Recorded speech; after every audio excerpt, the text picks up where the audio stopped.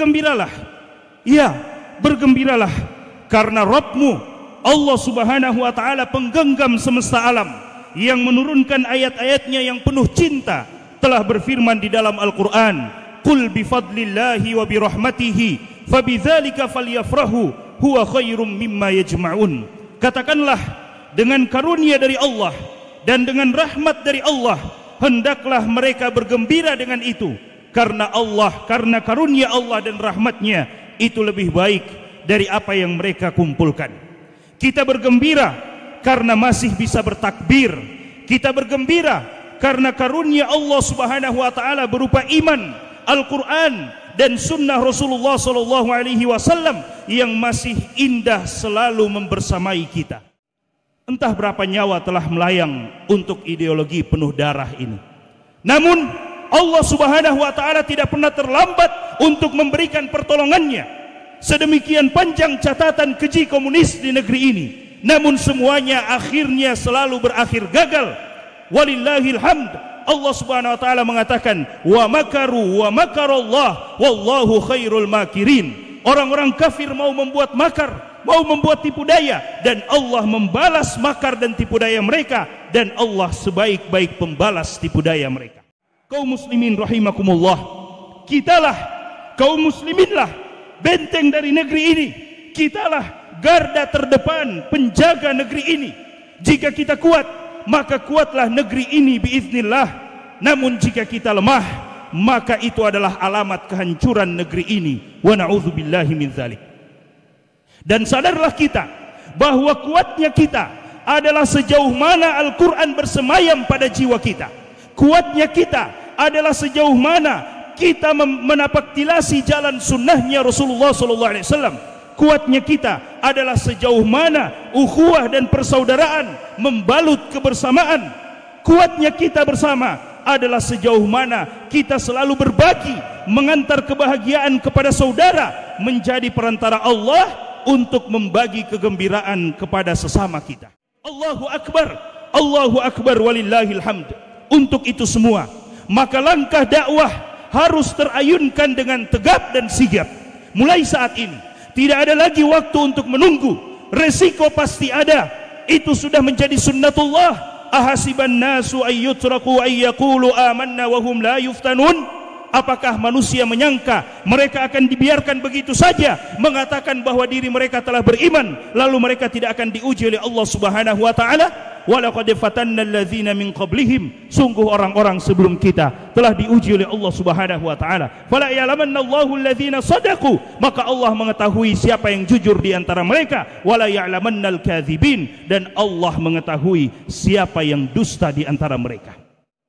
Namun bersabarlah, karena semua pengorbanan itu akan menjadi indah saat surga yang menanti adalah jaminannya dari Allah Subhanahu wa taala. Rasulullah SAW bersabda, akan didatangkan pada hari kiamat dengan seseorang yang paling sengsara di dunia. Tidak ada satupun kesengsaraan di dunia kecuali dia pernah merasakannya. Akan didatangkan dan dia termasuk penduduk surga. Kemudian dicelupkan dan dicelupkan sebentar saja ke dalam surga. Setelah itu ditanyakan kepadanya, "Wahai anak Adam, apakah pernah lewat dalam hidupmu kesengsaraan di dunia? Apakah engkau pernah merasakan sengsara sedikit pun di dunia?" Maka dia mengatakan, "Tidak wahai Allah Subhanahu wa taala. Wahai Rabbku, aku tidak pernah merasakan kesengsaraan sedikit pun di dunia, dan aku tidak pernah melihat kesengsaraan sedikit pun di dunia." Itu ketika dia merasakan sedikit dari kenikmatan surga. Rindu pada surga akan menghapus semua duka. Hidup yang tercabik luka dengan kasihnya pasti akan sirna. Karena derita dunia hanyalah sementara, akhirat untuk selamanya. Walal akhiratu khairul laka minal ula. Dan akhirat itu lebih baik untukmu daripada kehidupan yang pertama, yaitu kehidupan dunia. Kaum muslimin rahimakumullah, Ramadankan dirimu.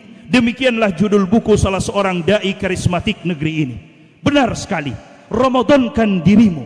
Biarkan tapak ketaatan terus melangkah dalam hari-hari setelah Ramadan, hingga Ramadan yang berikutnya, bahkan hingga berjumpaan dengan sang pemilik Ramadan, Allah Subhanahu wa taala. Jangan biarkan amalan kita pergi dengan perginya bulan suci Ramadan. teruslah beramal kepada Allah sampai Allah Subhanahu wa taala menentukan ajal kita. Di antaranya jemaah sekalian adalah dengan berpuasa 6 hari di bulan Syawal, merupakan sunnah yang sangat mujarab dalam melestarikan semangat Ramadan karena ia datang langsung setelah bulan suci Ramadan.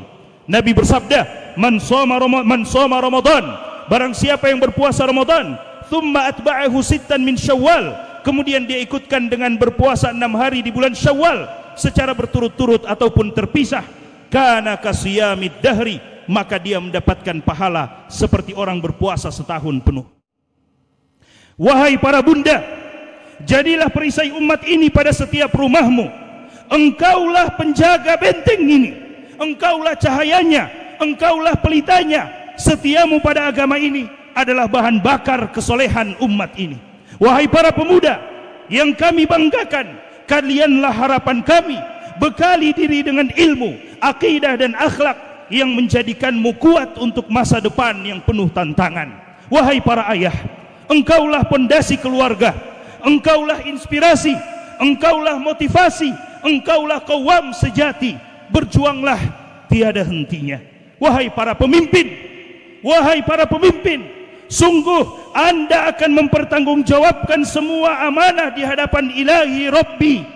Seteguk kezaliman pada rakyat atau bawahan Anda akan menjadi badai kebinasaan dunia dan akhirat Anda. Berlaku adillah, karena berlaku adil itu adalah lebih dekat kepada ketakwaan. Rasulullah SAW bersabda, sab'atun yudhilluhumullahu fi dhillihi yauma la dhilla illa dhilluhu. Ada 7 golongan yang akan Allah berikan naungan pada hari tidak ada naungan kecuali naungan dari Allah Subhanahu wa taala. Al-imamul adil, seorang imam yang adil. Ya Allah, ampunilah kami atas semua dosa yang bertabur bagai pasir. Ya Allah, ampunilah dosa kami yang menjulang bagai gunung, yang berbulir bagai buih di tepi pantai. Ya Allah, Engkau yang berhak memberi ampunan. Ya Allah, ampuni kedua orang tua kami dan berikan kami taufik-Mu untuk mewujudkan bakti kepada mereka. Ampuni setiap jejak durhaka kami atas mereka. Rahmati dan sayangi yang telah mendahului kami. Kumpulkan kami dan mereka dalam surga-Mu yang kekal abadi. Ya Allah, jagalah negeri kami dari setiap mara bahaya, dari setiap kezaliman dan kenistaan. Tuntunlah para pemimpin negeri ini ya Allah kepada apa yang Engkau cintai dan Engkau ridhoi. Jagalah para ulama kami, jagalah guru-guru kami, kuatkan mereka ya Allah, tolonglah mereka ya Allah. Engkau maha kuasa atas segala sesuatu.